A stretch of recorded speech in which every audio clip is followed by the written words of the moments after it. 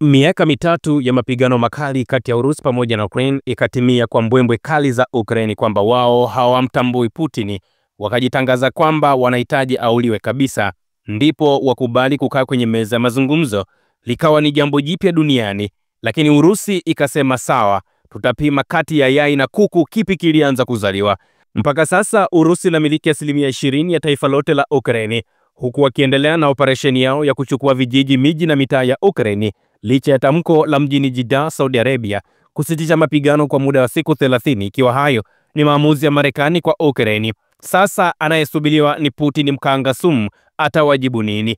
Kwa kifupi, Ukraine inapoteza uhalali wake kijinga sana, pamoja na kwamba sasa Ukraine wanatarajia kutona droni katika anga yao, kutona makombora mazito nchini mwao, ila sasa wajiandae kupoteza pakubwa zaidi, maana Marekani anafanya hilo jambo kwa maslahi yake binafsi, ila wajanja wameshashtuka. Hapa duniani tafuta ukubwa, acha kutia huruma, watu wako bize na maisha. Zelensky alikuwa anatafuta huruma kwa watu wasio na huruma, lakini sasa kila kitu kimeonesha wao si lolote katika hii dunia. Mtu ambaye walitangaza kwamba hawamtambui ndio yule ambaye anasubiriwa na dunia nzima atoe tamko la mwisho kabisa, pamoja na jitihada zilizofanyika huko Saudi Arabia. Lakini jitihada hizo si lolote kama Putin hajatia ubani, linakuwa pilau bila kitunguu swaumu. Na kwa taarifa yenu ni kwamba hao Ukraine, Urusi haina mpango wa kukubali usitishaji mapigano kwa siku 30. Putin alishatangaza kwamba kamwe hawezi kukubali usitishaji mapigano wa muda. Sijui wamejadili hilo jambo au ndio kumweka Zelensky kwenye rada. Na warudisha nyuma mpaka Januari 2025. Putin alisema hivi: Russia doesn't want a short-term ceasefire. Talks must aim for long-term peace, not a pause that lets the other side regroup and the army just to drag the war on. Haya yalikuwa maneno ya Putin wakati anampongeza Trump kwa kushinda uchaguzi wa Marekani. Yani Putin alishajiwekea msimamo wake kitambo. Kifupi, hakuna macheko kabisa. Alisema hivi: Urusi haitaki usitishaji wa muda mfupi wa mapigano. Mazungumzo yanapaswa kulenga amani ya kudumu, si mapumziko yanayompa upande mwingine nafasi ya kujipanga upya na kujihami ili kuendelea na vita. Kwa hiyo kifupi ni kwamba majibu ya Putin yanapatikana katika kitabu cha Januari 2025. Si alijua kabisa watakuja na hiyo propaganda yao ya kijinga. Na kama mmesahau ndugu zangu, Putin alisema hawezi kujadiliana na kiongozi ambaye hayupo kihalali. Yani mbio za sakafuni sasa zinaishia ukingoni. Mpaka sasa ni kwamba makubaliano yote ya kusitisha mapigano lazima azingatie mafanikio ya Urusi katika uwanja wa vita na yahakikishe Moscow inapewa dhamana za kiusalama kwa kutia matakwa na masharti yote ya Putin ambayo ameyatangaza mara kwa mara. Kuthibitisha kwamba Urusi wako serious na biashara ya kutokubali usitishaji mapigano kwa siku 30, msemaji wa ikulu ya Kremlin Bwana Dmitry Peskov amesema kwamba Urusi bado haijapewa taarifa zozote kuhusu usitishaji mapigano kwa siku 30 na kuwataka watu kuacha kufanya mambo kwa haraka. Sasa hapa Urusi na Putin wanatafutiwa lawama na nchi za Ulaya ya Magharibi pamoja na washirika wa Ukraine, maana wanajua Putin hatokubali jambo hilo. Kwa hivyo watapata pa kusemea kwamba Urusi inakwamisha juhudi za kumaliza mzozo na Ukraine, kwa hiyo haitaki usalama wa ulimwengu. Hizi ndizo kauli zitakazotolewa na nchi za kimagharibi. Wanaharakati wa Urusi wenye misimamo mikali ya utaifa wao wamezungumza, wamesema kwamba wanalani pendekezo hilo la usitishaji mapigano kwa muda. Mmoja kati ya wazungumzaji ni Konstantin Koshchev, mwenyekiti wa kamati ya kimataifa katika seneti ya Urusi, amesema kwamba makubaliano yoyote yanapaswa kufikiwa kwa misingi ya masharti ya Moscow. Msemaji wa rais wa Urusi Dmitry Peskov amesisitiza umakini kuhusu masuala yanayohusu mwitikio wa Urusi katika pendekezo la kusitisha mapigano kwa siku 30 nchini Ukraine, ambapo ametoa kauli hiyo wakati akijibu swali lililouliza ikiwa Urusi inaona makubaliano ya kusitisha mapigano yaliyofikiwa na Marekani na Ukraine kuwa hayafai na jinsi ilivyopanga kukabiliana na jambo hilo. Peskov anasema namnukuu, mnapenda kukisia mambo mapema kidogo, na sisi hatupendelei kuepuka kufanya hivyo. Jana waziri wa mambo ya nje Marco Rubio na mshauri wa usalama wa taifa Mark Waltz walitaja kwamba watatupa taarifa za kina kuhusu muda wa mazungumzo na mada ambazo zilifanyika mjini Jeddah kupitia njia mbalimbali. Tunahitaji kwanza kupokea taarifa hizo. Kufuatia makubaliano hayo, Marekani ikatangaza kuondoa mara moja kizuizi cha kusitisha taarifa za kijeshi na kuanza tena kutoa msaada kwa Kiev.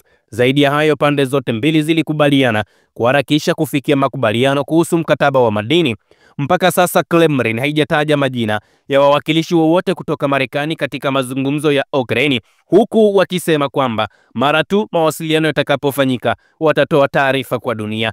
Mazungumzo kati ya wajumbe wa Marekani na Ukraine yalifanyika mjini Jeddah, Saudi Arabia, tarehe 11 March. Mazungumzo hayo yalichukua takribani saa 9 na dakika 50. Kufuatia mazungumzo hayo, taarifa ya pamoja ilichapishwa kwenye tovuti ya Rais wa Ukraine Volodymyr Zelensky, ambayo ilisema kwamba Ukraine iko tayari kukubali pendekezo la Marekani la kusitisha mapigano kwa siku 30, huku Washington ikiondoa mara moja vikwazo vya kutoa taarifa za kijeshi na kuanza tena kutoa msaada kwa Kiev.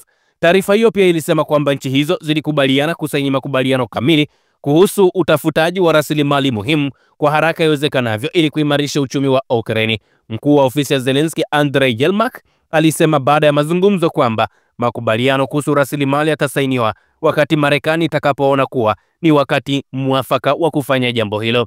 Sasa mkitaka kujua kwamba Zelensky anaendeshwa kama roboti, tayari tumeona rais wa Marekani Bwana Donald Trump ametangaza kwamba Rais Volodymyr Zelensky sasa anakaribishwa kurudi ikulu ya White House kufuatia mazungumzo ambayo yalifanyika Saudi Arabia, ambapo Ukraine ilikubali kusitisha mapigano kwa muda. Trump amesisitiza kwamba, namnukuu, tutakutana nao Urusi leo, baadaye au kesho, na kwa matumaini tutaweza kufikia makubaliano. Nadhani kusitisha mapigano ni jambo muhimu sana. Na Bwana Trump alipoulizwa ikiwa Zelensky ataalikwa tena kurudi ikulu ya White House, rais wa Marekani Donald Trump akajibu, bila shaka kabisa tunamualika tena.